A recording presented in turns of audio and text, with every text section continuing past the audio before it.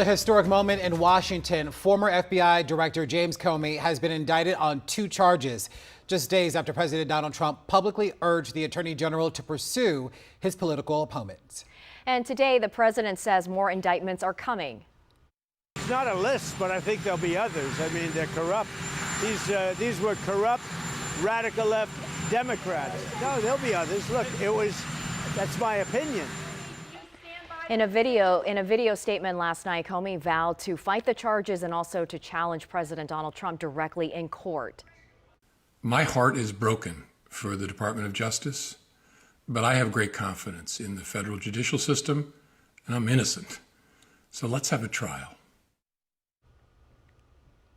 The first ever indictment of a former FBI director has local ties, and it all began last week. We told you that the U.S. Attorney for the Eastern District of Virginia, Eric Seibert, who President Trump appointed just months ago, was reportedly pressured by the White House to bring charges against some of President Trump's political opponents, including New York Attorney General Letitia James and James Comey.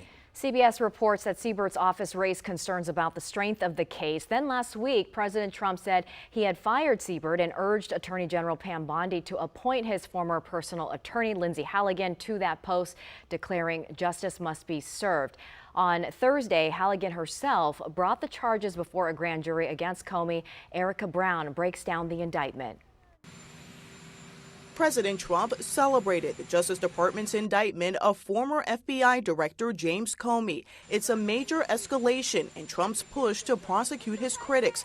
But the president insists these charges are not retribution. It's about justice, really. It's not revenge. It's about justice. It's also about the fact that you can't let this go on.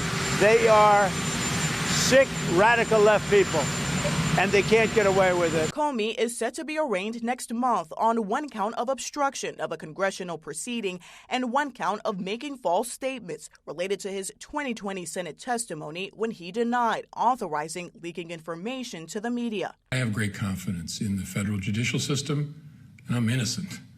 So let's have a trial and keep the faith. This indictment comes days after President Trump publicly urged his Attorney General Pam Bondi to target Comey and other political opponents, including New York Attorney General Letitia James and Democratic Senator Adam Schiff. They weaponized the Justice Department like nobody in history. What they've done is terrible.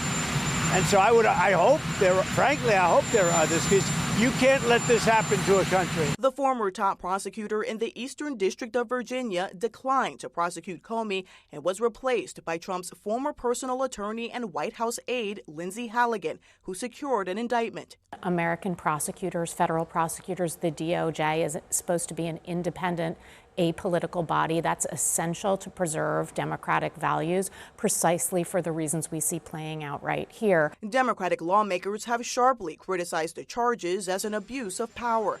Erica Brown, CBS News, the White House.